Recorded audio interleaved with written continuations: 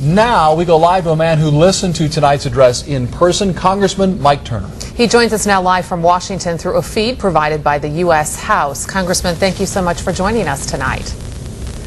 Good evening. Well, Thanks for having me. Sure. The president says he wants to encompass this best ideas from both Democrats and Republicans in this bill. Now, coming from the Republican side of the aisle, is that what you heard in this proposal tonight? No, this is not a bipartisan plan, and we certainly did not hear anything new tonight. He still supports a plan that will result in deficits. He embraced still cuts to Medicare, including a $150 billion cut to Medicare Advantage. And he still embraces a public option which independent analysis says will result in millions losing their health care and being forced on the public option. So we didn't really hear that much that was new tonight, and still him embracing a plan that I don't think America supports. Congressman, the president has been getting lots of flack for months now for not being specific enough, in the opinion of his critics, on what he wants in his health care bill. Did the speech tonight offer any clarity along those lines to you? Well, I don't think so. I mean, I think he did talk again in broad concepts of things that he wants to achieve, some of which people support and I think are important.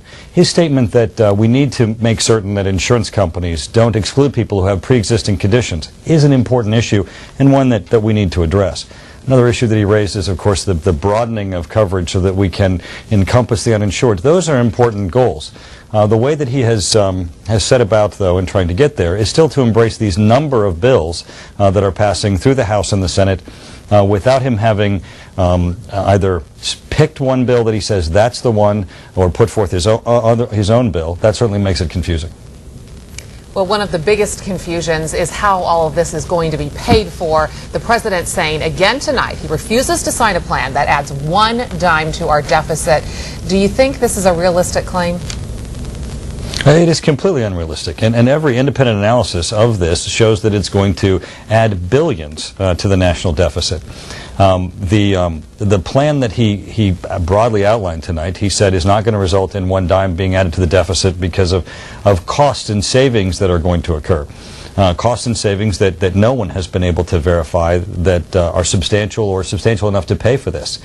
But he still hasn't walked away from, I think, the most troubling aspect of this, which is $500 billion in cuts to Medicare, $150 billion in cut to Medicare Advantage. He's paying for this in part by taking money out of a program that we all know is troubled and headed toward insolvency and will result in less care for our seniors. All right, so the debate will continue. We thank you, Congressman Mike Turner, live tonight in Washington. Thanks for your time, Mike. Thank you. Okay, good night.